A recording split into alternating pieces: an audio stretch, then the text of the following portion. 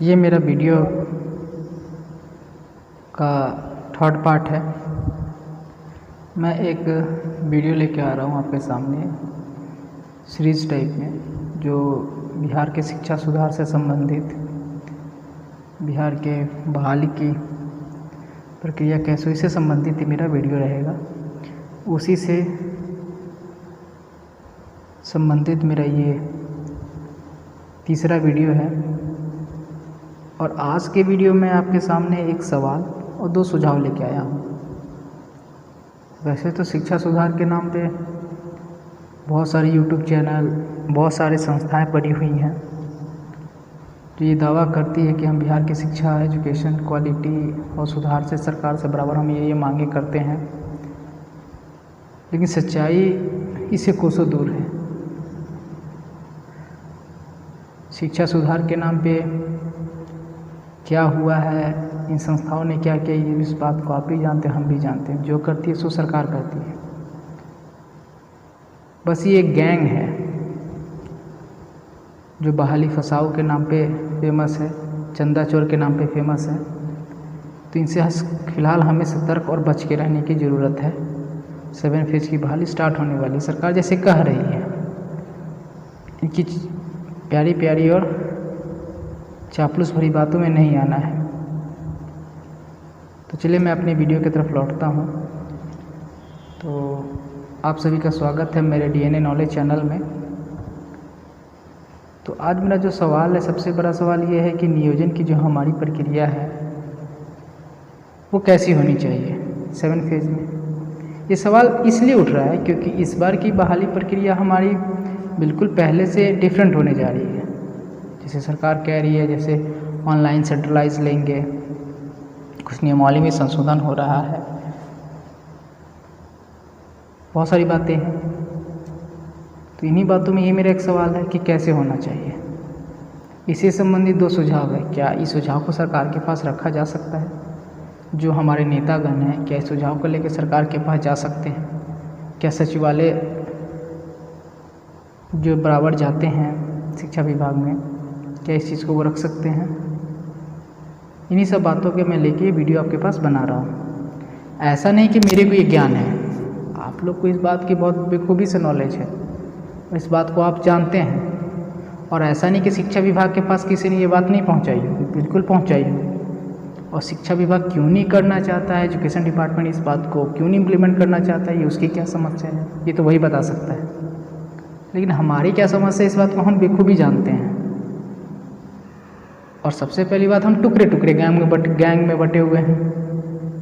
और सरकार की बहुत अच्छी पॉलिसी है, इनको पहले टुकड़े टुकड़े गैंग में तोड़ दो, फिर इनको आपस में उलझा दो, बहाली फंसा दो।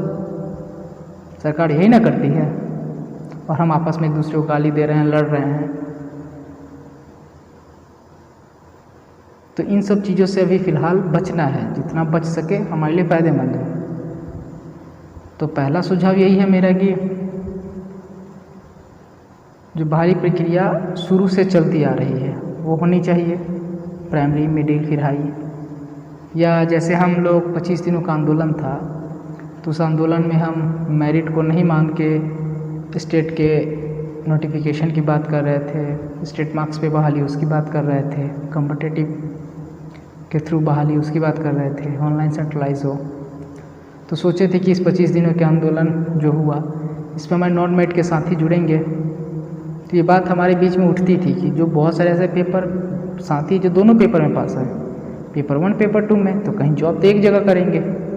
लेकिन अगर उसकी बहाली एक साथ होगी तो फिर वो सीट मानते हैं पेपर 1 में पास हैं, पेपर 2 में पास होंगे, पेपर 2 में अगर जॉब हो गई, एज जो मेरिट में है उनकी मैं बात कर रहा हूँ, ऐसे क्वालिफाई देखा है दोनों पेपर में है, ऐसे बहुत सारे साथी होंगे।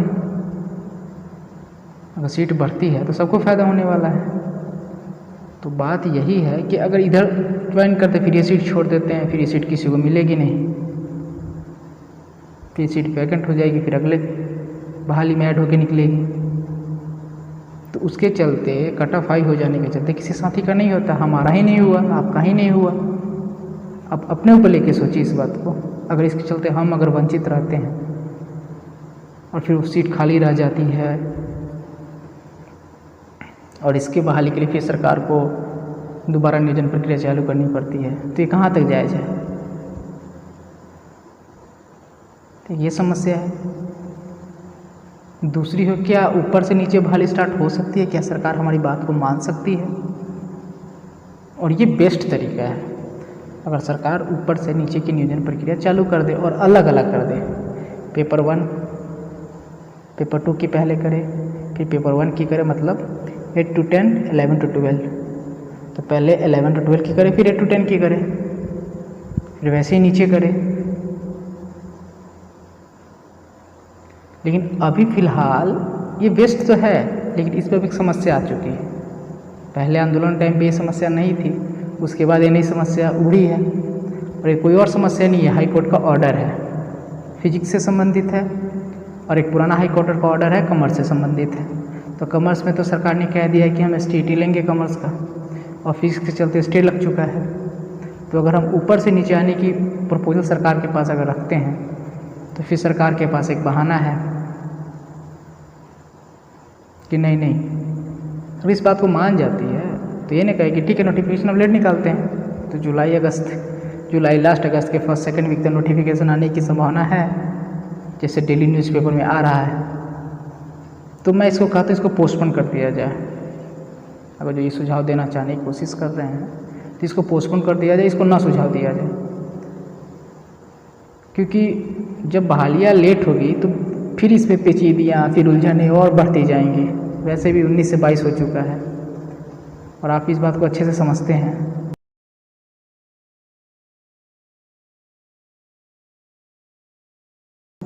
दूसरा सुझाव जो मेरा है उस पर ये सुझाव है कि क्या हम जो प्रक्रिया चली आ रही है इसको कंटिन्यू रखा जाए, लेकिन इसमें मूलभूत 2 बदलाव किए जाए। एक तो सबकी एक साथ, क्योंकि ऑनलाइन सेंट्रलाइज हो रहा है तो सबकी सरकार नियोजन एक साथ चालू करे। ऐसा नहीं प्राइमरी का कंप्लीट होगा फिर मिडिल की चालू करेगी, फिर हाई की चालू करेगी, नहीं, सबकी एक साथ चालू करो। फिर इसमें फिर समस्या आ जाएगी, सबकी एक साथ चालू हो तो फिर हाई स्कूल का जो फिजिक्स का और कॉमर्स का है वो बहाना बना के सरकार स्टे लगा दे।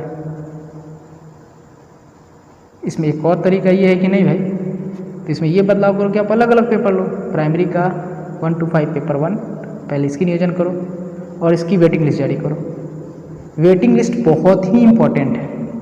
फिर 6 to 8 इसकी ज्वाइनिंग कराओ, जो बचते हैं उनकी वेटिंग लिस्ट जारी करो। फिर इधर छूट के जाओ, जो बच्चे दोनों पेपर में पास होंगे, 17 में जो एग्ज़ाम हुआ था, ये जो सीटेट में दोनों पेपर में पास होंगे वो प्राइमरी में पहले ज्वाइन कर लेंगे। फिर होगा तो इसमें जाएंगे तो सीट वैकेंट होगी, जो वेटिंग लिस्ट वाले हमारे साथी होंगे उनको वो सीट मिल जाएगी। ऐसे ही हाई स्कूल में भी हो, 9 to 10, 11 to 12 एक साथ ना करें, अलग अलग करें। एक साथ होनी भी नहीं चाहिए, नहीं तो फिर बहाली सरकार फंसा देगी। ये सुझाव है। एग्जाम्पल के रूप में आप समझ लीजिए 6 फेज की जो हमारी बहाली सरकार ने की है फिलहाल, अगर उसमें वेटिंग लिस्ट का अगर ये प्रोसेस होता तो सरकार को दोबारा बहाली नहीं खोलनी पड़ती प्राइमरी के लिए 7 फेज में। हाई स्कूल की खोलती क्योंकि उसके लिए स्टेट 2019 हुआ था।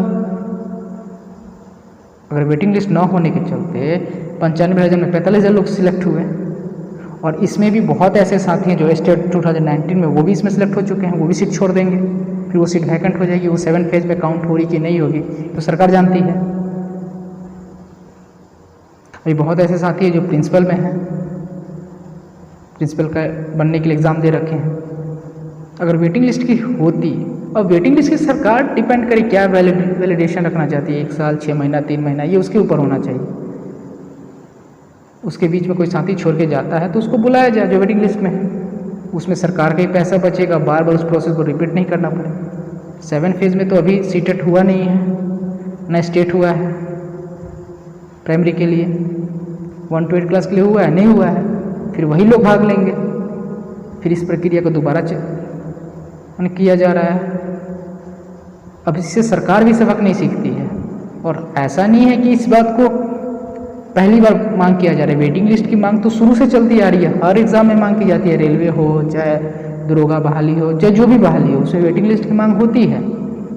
और कुछ संस्थाएं वेटिंग लिस्ट जारी भी करती हैं, लेकिन ये शिक्षा में बहुत ज़रूरी है। तो इस पे आप विचार करिएगा। ये मेरा एक सुझाव था, ये छोटा सुझाव आपके सामने रखने की कोशिश किया हूँ। और मेरी वीडियो अच्छा लगे तो कमेंट जरूर करिएगा। कमेंट से थोड़ा हौसला बढ़ता है, या अपनी गलतियाँ होती है उसको आदमी सुधारने की कोशिश करता है। तो थैंक यू सो मच मेरी बातों को सुनने के लिए। एक बात और, अगर सरकार इस चीज़ को नहीं मानती है सुझाव देने से, तो आप एक सही डिसीजन लीजिए। अगर इसके लिए आंदोलन करना पड़े वो भी किया जाएगा, पर आप मिल के एक सही डिसीजन आप लोग लीजिए। बस मैं एक बात कहना चाहता हूँ। थैंक यू, धन्यवाद मेरी बातों को सुनने के लिए।